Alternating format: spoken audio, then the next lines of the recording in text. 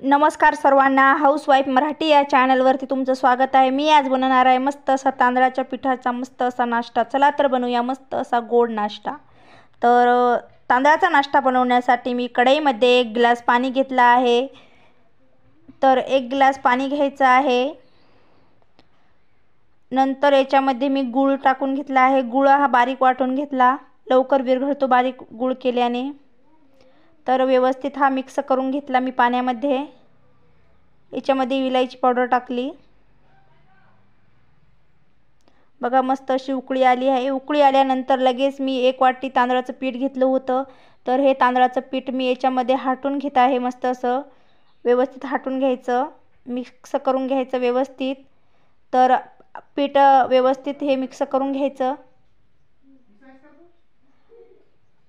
व्यवस्थित स्लो गॅसवरती हे पीठ व्यवस्थित शिजवायचं, कच्चं ठेवायचं नाही, व्यवस्थित शिजवायचं। या पिठाला जास्त वेळ लागत नाही शिजायला, लवकर शिजतं। तर मी असं पळी चालू ठेवायची नाही तर बुडीला लागतं। तर खूप छान होतो हा नाश्ता। तर खूप गोड पदार्थ आहे हा। तर गोड खूप छान लागतो हा। तर बघा थंड करून घेतला मी। नंतर व्यवस्थित याचं पीठ मळून घ्यायचं, डो बनवून घ्यायचा व्यवस्थित। नंतर हाताला तेल लावून याचे छोटे छोटे असे कोंबडी वडे, कोणी कोंबडी वडे म्हणतं याला। तर व्यवस्थित असे हे वडे हातावरती बनवून घ्यायचे। खूप छान लागतात हे गुळाच्या तांदळाचे वडे।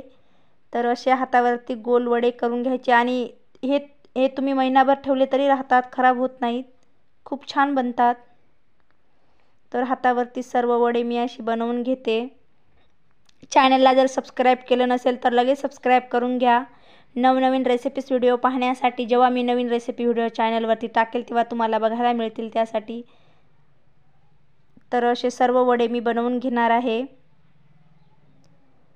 तेल ठेवलं आहे तापण्यासाठी, तेल चांगलं तापून घ्यायचं।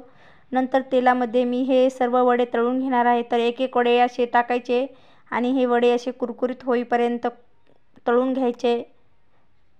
आणि ह्या वड्याला जास्त वेळ पण लागत नाही, खूप लवकर बनून तयार होतात।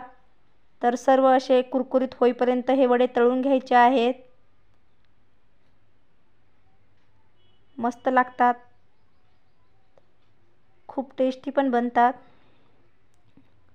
तर तुम्ही हे जास्त दिवस ठेवले तरी राहतात। तर बघा किती मस्त असे हे कलर खूप छान आला आहे। व्हिडिओ आवडला असेल तर लाईक करा, शेअर करा आणि तुमच्या मित्रमैत्रिणींना पाठवा। माझा पूर्ण व्हिडिओ बघितल्याबद्दल धन्यवाद धन्यवाद धन्यवाद।